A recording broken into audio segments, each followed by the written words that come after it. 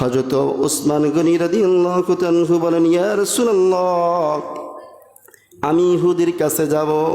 ইহুদির কাছে হযরত উসমান রাদিয়াল্লাহু তাআলা চলে গেলেন। যাওয়ার পর ইহুদি উসমানকে দেখে বলল, হে উসমান, আমি তো বসে আছি তোমার জন্য।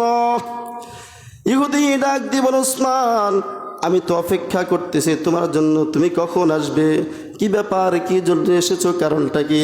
হযরত উসমান বলে, যেই কারণে তুমি আবু বকরকে বিদায় করে দিয়েছো, যেই কারণে ওমরকে বিদায় করে দিয়েছো, যেই কারণে আল্লাহর নবীকে তুমি বিদায় করে দিয়েছো, আমিও সেই একই কারণে এসেছি। তোমার জমি হয়তো তুমি বিক্রি করো, না হয় তুমি ইসলামের জন্য দান করো, চাইলে তুমিও কালিমা পড়ে মুসলমান হতে পারো।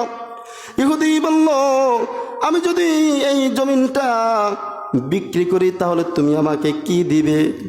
কত টাকা তুমি আমাকে সম্পদ দিবে?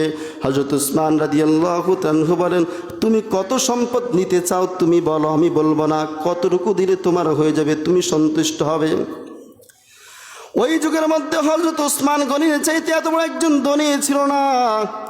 উসমান গনি রাদিয়াল্লাহু তাআলা যখন এই কথা বলেছে, ইহুদি বলে, উসমান, তোমার স্থাবর যত সম্পদ রয়েছে, যদি সমস্ত সম্পদ আমাকে দিয়ে দাও, বিনিময়ে আমি এই জায়গাটা তোমাদের কাছে বিক্রি করব।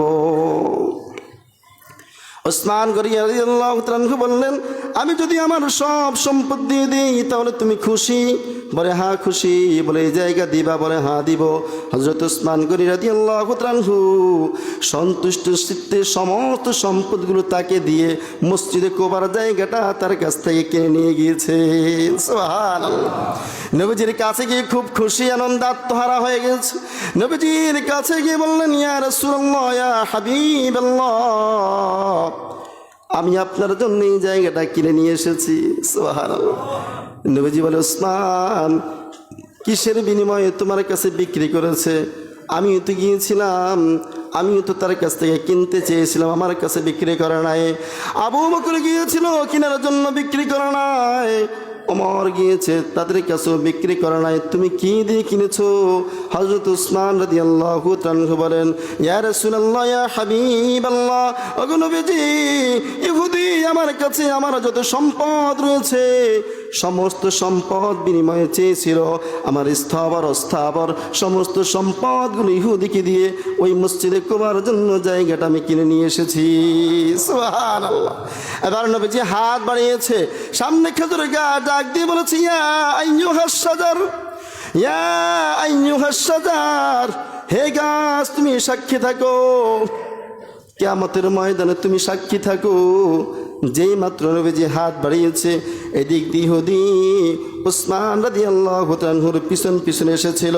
ইহুদি চিন্তা করতেছে, কি রে, দুনিয়ার এত বড় একজন ধনী ব্যক্তি, যেই ধনী ব্যক্তি উসমান রাদিয়াল্লাহু তাআলা তার সমস্ত ধনগুলো, তার সমস্ত সম্পদগুলো আমার কাছে বিক্রি করে দিয়েছে, আমাকে দিয়েছে ছোট্ট এক খণ্ড জায়গার জন্য। কারণটা কি? কি রয়েছে এত, কি রয়েছে নবীর মধ্যে, কারণটা কি আমি দেখতে চাই। ইহুদি দেখার জন্য এসে দেখতেছে নবীজি সাল্লাল্লাহু আলাইহি ওয়াসাল্লাম হাত বাড়িয়ে উসমান গনি রাদিয়াল্লাহু তাআলার জন্য দোয়া করতেছে। ইহুদি এই দোয়া দেখে ডাক দিয়ে বলল, ওগো নবীজি, আর দেরি নয়, আগে এই মুহূর্তে আমাকে কালিমা পড়ে মুসলমান বানিয়ে দেন। সুবহানাল্লাহ।